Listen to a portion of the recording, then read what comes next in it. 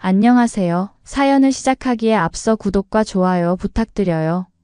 감사합니다. 사연 시작해 볼게요. 안녕하세요. 저는 26에 2살 연상인 남편과 결혼했어요. 저희는 대학 동아리에서 만났는데 저는 물리치료학과, 남편은 생명과학과 출신이었죠. 남편은 졸업 후 의대 편입을 꿈꾸고 있었는데 이미 3년째 준비 중이었어요. 남편은 의대 편입에 대한 열망이 정말 컸어요. 늘 의사가 되는 게 꿈이었다고 했고 꼭 성공해서 저를 행복하게 해주겠다고 약속했죠. 저도 그런 남편의 꿈을 응원하고 싶었어요. 문제는 남편이 편입 준비생이라 경제적으로 여유가 전혀 없었다는 거예요. 학원비며 생활비며 모든 걸 부모님께 의존하고 있었는데 시댁도 지방에서 작은 약국을 운영하는 정도라 넉넉하지 않았어요. 그래서 친정에서 노후 대비용으로 사놓으신 서울 외곽의 아파트에서 저희가 살 수 있게 해주셨어요. 아버지 명의로 된 집이었지만 저희에게는 소중한 보금자리였죠. 아버지는 사위가 의대 편입을 준비한다니 응원해 주시면서도 딸이 고생할까봐 걱정도 많이 하셨어요. 남편은 그런 장인어른께 고개를 푹 숙이며 약속했어요. 평생 저를 소중히 대하겠다고, 의사가 되면 친정 부모님께도 효도하겠다고요. 결혼 후 본격적인 뒷바라지가 시작됐어요. 저는 재활병원에서 물리치료사로 일하며 생계를 책임졌고 남편은 온전히 공부에만 집중할 수 있게 해줬어요. 남편의 학원비는 제 월급으로는 빠듯했지만 어떻게든 감당했어요. 저는 옷 한 벌 새로 사지 않고 미용실도 가지 않으며 절약했지만 남편의 교재비나 모의고사비는 절대 아끼지 않았어요. 그런데 남편은 제가 하는 걸 너무 당연하게 여겼어요. 자신은 공부하느라 바쁘니까 집안일은 당연히 제가 해야 한다는 태도였죠. 시어머니도 마찬가지였어요. 전화할 때마다 남편이 제대로 공부할 수 있게 뒷바라지 잘해주고 있는지 확인하셨어요. 마치 제가 남편의 공부를 방해할 수 있는 존재인 것처럼 말씀하셨죠. 준혁이가 공부에만 집중할 수 있게 네가 내조 잘해야 한다. 남들 다 낳는 손주도 못 안겨주는데 내조라도 잘해야 하지 않겠니? 저는 그런 말씀을 들을 때마다 서운했지만 참았어요. 원래도 시어머니는 늘 저를 무시하고 하대하셨거든요. 자기 아들은 곧 의사가 될 사람인데 전 그에 한참 못 미친다고 입버릇처럼 말씀하셨죠. 아직 의사가 된 것도 아닌데 결혼할 때부터 그랬어요. 아들에 비해 제가 한참 모자라다며 탐탁치 않아 하셨죠. 남편은 편입 준비를 하면서 점점 이상해졌어요. 밖에서는 정말 좋은 사람이었어요. 친구들이나 지인들 앞에서는 항상 밝고 친절하게 굴었고 저를 자랑스러운 아내라며 소개했죠. 하지만 집에 와서는 완전히 달랐어요. 스트레스를 받으면 저에게 화풀이를 했고 자신이 원하는 대로 안 되면 저를 탓했어요. 공부가 잘 안 된다며 짜증을 내거나 모의고사 점수가 나쁘면 제가 집중할 수 있는 환경을 만들어주지 못했다고 했어요. 그런 생활이 2년 반 동안 계속됐어요. 남편은 한 번 떨어지고 두 번째에 드디어 지방 국립대 의대에 편입했어요. 그때는 정말 기뻤어요. 그동안의 고생이 드디어 보상받는다는 생각이었거든요. 의대에 합격하자 시댁에서는 정말 큰 잔치를 벌이셨어요. 온 동네 사람들을 불러서 우리 아들이 의대생이 됐다며 자랑하셨죠. 저도 그 자리에서 칭찬을 많이 받았어요. 남편을 잘 뒷바라지했다고요. 의대 4년은 더 힘든 시간이었어요. 의대 학비는 워낙 비쌌지만 시댁에서 어떻게든 마련해 주셨고 생활비는 여전히 제가 책임져야 했어요. 남편은 의대생이 되면서 더욱 거만해졌어요. 자신이 미래의 의사라는 자부심 때문인지 저에 대한 태도가 더욱 차가워졌어요. 집에서는 저를 하인처럼 부렸지만 밖에서는 여전히 좋은 남편 행세를 했죠. 저는 남편을 위해 제 모든 것을 희생했지만 남편은 그걸 당연하게 여겼어요. 고마워한다는 말도 별로 없었고 오히려 더 많은 것을 요구했죠. 드디어 남편이 의대를 졸업하고 인턴이 됐을 때는 정말 감격스러웠어요. 그런데 인턴 월급은 생각보다 많지 않았어요. 하지만 곧 레지던트가 되고 전문의가 되면 상황이 나아질 거라고 믿었어요. 남편은 인턴, 레지던트 시절에도 집에서는 여전히 저를 당연시했어요. 병원에서 힘들다고 하면서도 집안일은 여전히 제가 다 해야 한다고 생각했어요. 그런데 남편이 시댁에 하는 이야기는 항상 과장되어 있었어요. 병원에서 인정받고 있다거나 교수님들이 좋게 봐준다거나 하는 식으로요. 실제로는 다른 레지던트들과 별반 다르지 않았는데도 말이에요. 드디어 남편이 내과 전문의 자격을 취득했을 때 시댁에서는 정말 대단한 잔치를 벌이셨어요. 온 동네에 현수막까지 걸어주시고 우리 아들이 드디어 의사가 됐다며 자랑하셨죠. 문제는 남편이 시댁에는 전혀 다른 이야기를 하고 있다는 거였어요. 병원에서 중요한 역할을 맡고 있다거나 수입이 상당하다거나 하는 식으로 과장해서 말했어요. 심지어 명품 시계를 할부로 사기도 했죠. 저는 그런 남편을 말렸지만 소용없었어요. 체면이 중요하다고 했어요. 그 할부금도 결국 제가 감당해야 했죠. 1년 후 남편이 개원을 하겠다고 나선 거예요. 지금 월급으로는 한계가 있으니 자기 병원을 차리겠다는 거였죠. 개원 자금이 3억 정도 드는데 저희에게는 그런 여유가 전혀 없었어요. 남편은 시댁에서 돈을 빌리겠다고 했어요. 그리고 시부모님께 거짓말을 했어요. 이미 좋은 자리를 알아봤고 성공이 확실하다고 말씀드린 거죠.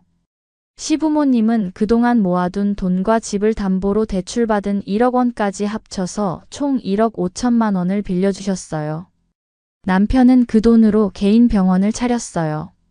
하지만 개원 후 몇 달이 지나도 환자가 별로 오지 않았어요. 주변에 워낙 큰 병원들이 많아서 경쟁이 치열했거든요. 신규 병원이라 인지도도 없었고요. 남편은 점점 조급해했어요. 환자를 늘리기 위해 각종 광고에 돈을 쏟아부었고 필요 이상으로 직원들을 많이 고용했어요. 하지만 수입은 늘지 않고 지출만 계속 늘어났죠. 그런데 개원한 지 6개월 정도 됐을 때 저는 남편이 이상한 걸 발견했어요. 남편이 집에서도 계속 휴대폰만 들여다보고 있더라고요. 처음에는 병원 일 때문인가 했는데 밤늦게까지 뭔가 열심히 보고 있어서 궁금했어요. 어느 날 남편이 화장실에 간 사이 휴대폰을 몰래 봤는데 주식 앱이 켜져 있더라고요. 그리고 투자 내역을 보니까 엄청난 금액이 왔다 갔다 하고 있었어요. 그날 밤 남편과 심각한 대화를 나눴어요. 남편은 처음에는 변명하려고 했지만 결국 모든 걸 털어놨어요. 병원 운영이 어려워서 빠른 시간 내에 돈을 벌어보려고 주식과 코인에 투자했다는 거였어요. 처음에는 조금만 투자할 생각이었는데 한번 이익을 보니까 욕심이 났어. 그래서 병원 운영 자금까지 투자했는데 갑자기 폭락하는 바람에 큰 손실을 입었어. 저는 정말 화가 났어요. 그렇게 중요한 일을 왜 혼자 결정했냐고, 적어도 상의는 해야 하는 거 아니냐고 소리쳤어요. 남편은 미안하다고 했지만 이미 상당한 손실을 입은 상태였어요. 더 큰 문제는 남편이 그 손실을 만회하려고 더 큰 투자를 하고 있다는 거였어요. 잠깐만 더 기다려봐. 이번엔 정말 확실한 정보가 있어서 투자했어. 이것만 성공하면 그동안 잃었던 돈 다 만회하고도 남을 거야. 저는 남편을 말렸지만 소용없었어요. 남편은 이미 투자에 중독된 상태였거든요. 그 후로도 몇 번 더 크게 싸웠지만 남편은 계속 투자를 멈추지 않았어요. 결국 남편의 병원은 개원한 지 1년 만에 문을 닫아야 했어요. 환자는 늘지 않는데 지출은 계속 늘어났고 게다가 투자 손실까지 더해져서 더 이상 버틸 수 없었거든요. 그때쯤 저는 남편의 빚 규모를 정확히 알게 됐어요. 시댁에서 받은 1억 5천만 원은 물론이고 각종 대출금과 투자 손실까지 합치면 빚이 2억 8천만 원이 넘었어요. 다행히 저희가 살던 집은 친정아버지 명의였기 때문에 남편의 빚과는 별개였지만 여전히 막대한 부채였죠. 하지만 남편은 시댁에는 전혀 다른 이야기를 하고 있었어요. 병원이 너무 잘 되어서 더 큰 곳으로 이전한다는 거짓말을 했어요. 시부모님은 그런 아들이 너무 자랑스러워 하셨어요. 온 동네에 우리 아들이 얼마나 성공했는지 자랑하고 다니셨죠. 저는 그런 모습을 보면서 정말 마음이 아팠어요. 그러던 어느 날 시어머니에게서 뜻밖의 전화가 왔어요. 목소리가 평소와 달리 차갑더라고요. 시어머니는 바로 본론을 꺼내셨어요. 남편이 성공한 의사인데 저는 더 이상 도움이 될 수 없다는 식의 이야기였어요. 그러면서 하는 말이 시집 온 지가 몇 년인데 아직도 손주 하나 못 안겨주는 네가 죄인이라면서 이제라도 자기 아들을 놔달라고 하셨어요. 지금도 의사 며느리가 줄을 선다면서 저만 없으면 된다고 하시는데 저는 그 말을 듣는 순간 눈앞이 깜깜해졌어요. 그동안 남편을 위해 제 청춘을 다 바쳤는데 이제 와서 의사 며느리를 찾는다니 정말 기가 막혔거든요. 게다가 아이는 제가 한번 유산한 뒤로 계속 미뤄왔었어요. 남편도 자리 잡기 전에는 급하게 생각하지 말자고 했었고요. 그런데 매번 손주 이야기를 꺼내실 때마다 제가 죄인인 것처럼 아이도 못 지킨 네가 어떻게 엄마가 될 수 있냐면서 제 상처를 후벼 파는 이야기들을 아무렇지도 않게 하셨죠. 하지만 저는 의외로 차분하게 대답했어요. 감사하다고요. 당장이라도 이혼하겠다고 했어요. 사실 남편의 경제관념이나 체면만 중요시하는 모습들에서 이미 신뢰는 깨져 있었어요. 시어머니가 저에게 어떤 모진 말을 해도 못 본 척하는 남편이 원망스러웠고요. 시어머니는 제가 이렇게 쉽게 승낙할 줄 몰랐는지 당황하시는 것 같더라고요. 어머, 네가 이렇게 쉽게 이혼을 하겠다고? 너 설마 남자 있는 거니? 그 와중에 저를 의심하는 것도 어이가 없었어요. 저는 그날 바로 이혼 서류를 준비했어요. 그리고 남편에게 서명하라고 내밀었어요. 남편은 깜짝 놀라며 이혼하기 싫다고 했어요. 갑자기 왜 이러냐며 당황해했죠.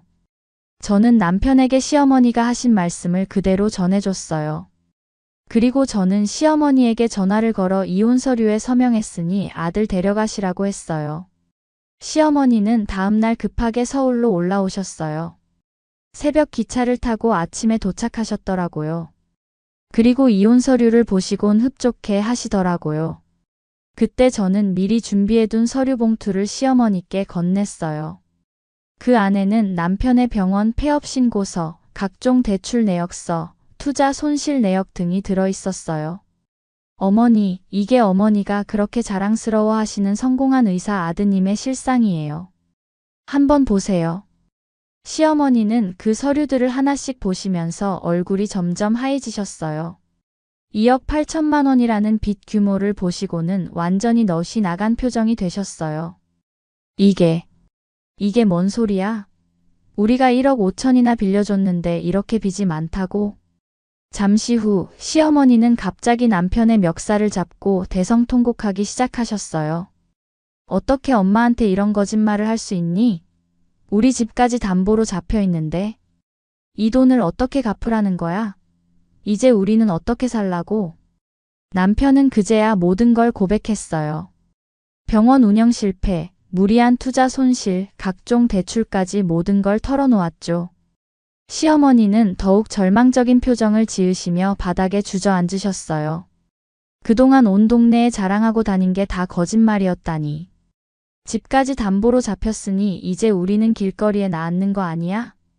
저는 그런 모습을 조용히 지켜보다가 말했어요. 어머니, 제가 그동안 8년 넘게 남편을 뒷바라지했어요. 전 정말 최선을 다했기에 후회가 없네요. 그리고 드디어 이 고리를 끊어주셔서 감사해요. 안 그래도 많이 고민하고 있었거든요. 시어머니는 그제야 사태의 심각성을 깨닫고 제게 사과하셨어요. 이혼하지 말아달라고, 이런 어려운 상황에서 저마저 떠나면 아들이 어떻게 사냐고 울며 매달리셨죠. 하지만 저는 이미 결심을 굳혔어요. 그동안의 모든 거짓말과 당연시하던 태도, 그리고 시어머니의 냉정한 계산까지 보고 나니 더 이상 이 가족과 함께할 이유를 찾을 수 없었거든요. 이혼 과정은 정말 복잡했어요. 남편의 빚 때문에 재산분할도 제대로 받을 수 없었어요. 다행히 저희가 살던 집은 친정아버지 명의라서 남편의 빚과는 상관없었지만 그래도 받을 수 있는 재산은 거의 없었죠. 남편은 결국 개인회생을 신청했고 시댁집도 경매에 넘어갔어요. 시부모님은 그동안 살던 집에서 나와 작은 월세방으로 이사하셨다고 하더라고요. 지금 저는 친정에서 마련해 주셨던 그 집에서 혼자 살고 있어요. 남편과의 추억이 서린 곳이지만 그동안 남편 눈치 보며 살던 것보다 훨씬 자유롭고 편해요.